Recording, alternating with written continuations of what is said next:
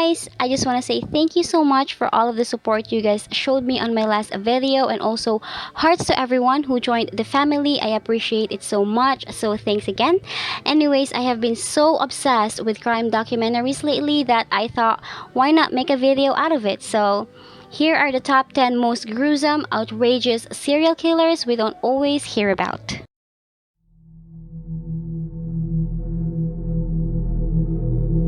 10. Luis Garavito, also dubbed by the media as La Bestia or the Beast, the Colombian is probably one of the world's worst serial killers. He confessed to the torture, rape, and murder of 147 young boys, but the number is believed to be over 300. He was found guilty on 139 counts, which should amount to 1,853 years in prison. However, Colombian law limits it to 30, which is what he was sentenced to in 1999. He may be released earlier for cooperation and good behavior. Here is a video where he confessed to all of his crimes.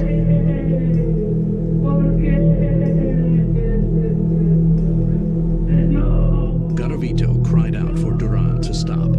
The killer just couldn't take anymore. 9. Bernard Giles. After luring his victims into his car, he drove them to Orange Groves, where he raped them at gunpoint before killing them. Lasting from September to November, his victims were the following: 18-year-old Nancy Gary, who went missing on September 26th and was found with a gunshot wound to the head on December 10th. 22-year-old Paula Hamrick, who went missing on November 17th and was found strangled 8 days later. 17-year-old Carolyn Binet, whose skeletal remains were found on December 25th. 14-year-old Sharon Wilmer, whom he killed on November and whose remains were found on December 26th. And finally, 14-year-old Christy Melton. Here's a short clip of him being asked how he would feel about his daughter being tortured the same way.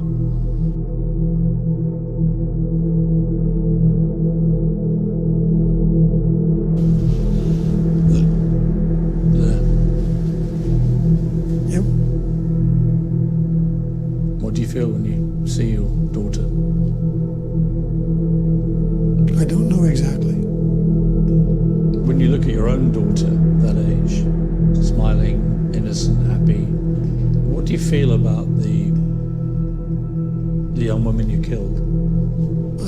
I don't put those together. I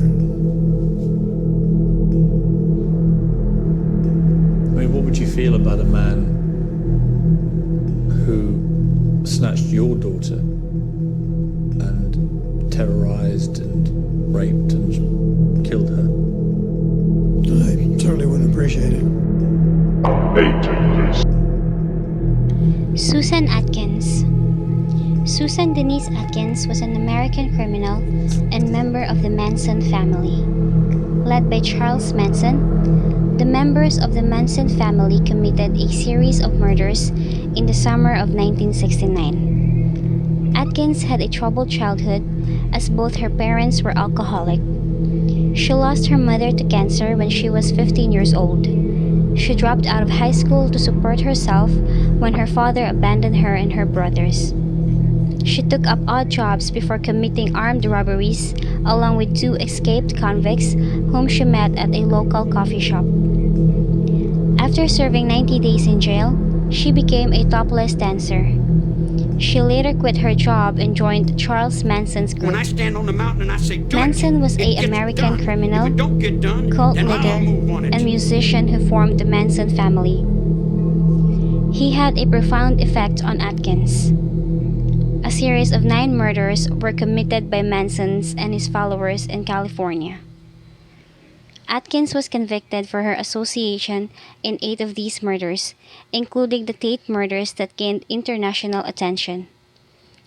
Atkins received death sentence, which was commuted to life imprisonment. She spent almost 40 years in prison, which made her the longest-serving female inmate in California at that time. Here's a short clip of an interview in 1976. A process of deprogramming, losing my morals. It wasn't just drugs, it was Charles Manson's persuasiveness, too. Well, yeah, there was a lot of deprogramming that was involved in that. You take away a person's conscience of right and wrong by telling them when they're under LSD or any mind-expanding drug, there's no such thing as guilt. And you've already come to a place in your mind or your imagination where you don't like the feeling of guilt, so it's easy to say, yeah, there's no such thing as guilt. I'll believe there's no such thing as guilt, therefore I can do anything. 7. Andre Chikatilo. Born on October 16, 1936, Andre was known as the Butcher of Rostov, who murdered at least 50 people between 1978 and 1990. His case is noteworthy not only because of the large number of his victims, but because efforts by the Soviet police to issue warnings to the public during their investigation were hampered by the country's official ideology, which asserted that serial murder was impossible in a communist society. Chikatilo began preying on young victims whom he met at rail stations and bus depots around Rostov-na-Donu and other cities to which he traveled in his various jobs. Because all the victims displayed characteristic mutilations, the police soon became aware that a serial killer was active in the region. Nevertheless, Chikatilo was able to evade detection for many years, in part because his crimes exploited weaknesses in the decaying society of the Soviet Union. Poverty made young people eager to leave their homes for the city, but since they often had no friends or contacts there and little money, they could easily be lured into dangerous situations, and their disappearances would often go unnoticed. After being captured in 1992, Andre was ordered to be killed by a firing squad in 1994. 6. Dennis Rader. Between 1976 and 1991, Dennis Rader murdered 10 people in Wichita, Kansas. He even sent letters to the police taunting them under his alias name, BTK, which stood for Bind, Torture, Kill. His technique was to stalk his victims before breaking into their homes, binding their limbs, and finally strangling them. He disappeared in 1988 but re-emerged in around 2005 when he sent floppy disks to the press, which helped in tracing him. Rader confessed to his crimes and is serving 10 consecutive life sentences with the earliest release date possible on February 26, 2180. Here's a short clip of him confessing to his crimes. I started working out this fantasy in my mind, and once that person became a fantasy, I could just loop it over. I'd lay in bed at night thinking about this person, the events, and how it's going to happen, and it became a real, almost like a picture show. You know, I wanted to go ahead and produce it, direct it, and go through with it, no matter what the cost. 5. Issei Sagawa. As a child, his father and his uncle played a game with the boys where they pretended to be giants who wanted to eat them, which contributed to Sagawa's obsession with stories about cannibalism. However, as Sagawa transformed from a small child into a young man, his fascination with cannibalism took a decidedly darker and more dangerous turn. After entering puberty, Issei Sagawa's bizarre fascination with cannibalism developed a sexual component, and he started fantasizing about eating flesh of women. However, he didn't actually try to realize his desires until 1972, when he broke into the Tokyo apartment of a young German woman with the intention of eating part of her body. Thankfully, the woman awoke before Sagawa, who was only 5 feet tall, and was able to attack him and successfully overpower him. 5 years after being arrested for attempted rape in Tokyo, 28-year-old Issei Sagawa moved to Paris, France, where Sagawa met 25-year-old Dutch student René Hartevelt in 1981. They developed a friendship after meeting at Sorbonne, and Hartevelt regularly visited Sagawa's apartment to give him German lessons. However, Sagawa became obsessed with thoughts of eating his new friend's flesh, so he purchased a gun with the intention of murdering Hartevelt and cannibalizing her body.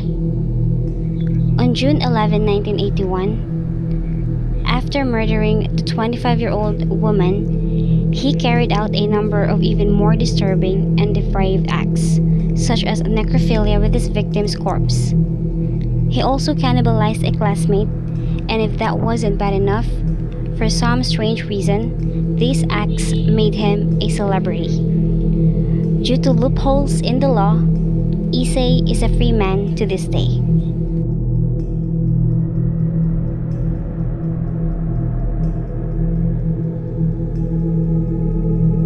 Four. John George Hay. John George Hay was also known as the acid bath murderer and operated during the 1940s. He was convicted for the murders of 6 people, although he claimed to have killed 9. He was a professional conman who lured wealthy people by charm and deceit into a warehouse where he shot them. Later, he would dissolve their bodies in sulfuric acid, then forge papers to sell their possessions and collect their life savings. He was sentenced to death. Just prior to his execution, Hay was asked if he wanted a brandy. He replied, "Make it a large one, old boy." Hay was led to the gallows and hanged in 1949.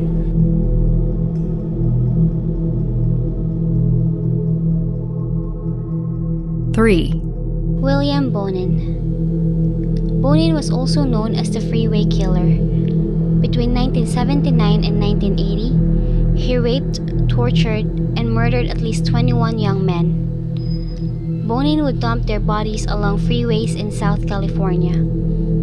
After being convicted for 14 of his killings, he was executed by lethal injection in 1996. His sadistic side was still seen during his prison sentence, where he corresponded with many of his victims' families about how their children reacted to his torture. His last words were, "That I feel the death penalty is not an answer to the problems at hand. That I feel it sends the wrong message to the youth of the country. Young people act as they see other people acting instead of as people tell them to act. And I would suggest that when a person has a thought of doing anything serious against the law, that before they did, that they should go to a quiet place and think about it seriously."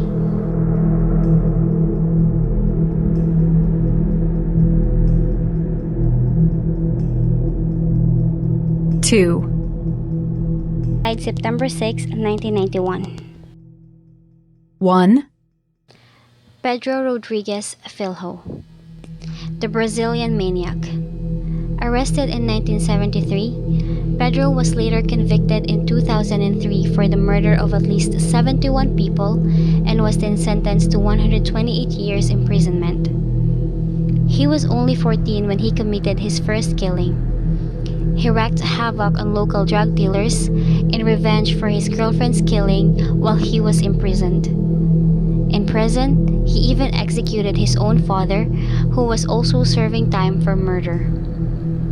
Rodriguez also killed a cellmate because he snored too much, and another because he did not like his face. To leave no doubt about his willingness to kill, he tattooed on his left arm, "I kill for pleasure." Filho went on to kill at least 47 inmates while imprisoned. His continued killings have led to his sentence to be increased to 400 years imprisonment. He is still alive and in prison till this day. I hope I didn't dampen your holiday spirits too much. Anyways, thank you for sticking with me to the end of this video. Let me know your thoughts down below in the comment section. I'm very curious to see which serial killer you found most displeasing, and let me know if you have any video suggestions. Also, don't forget to like, share, and subscribe if you like the video. Peace!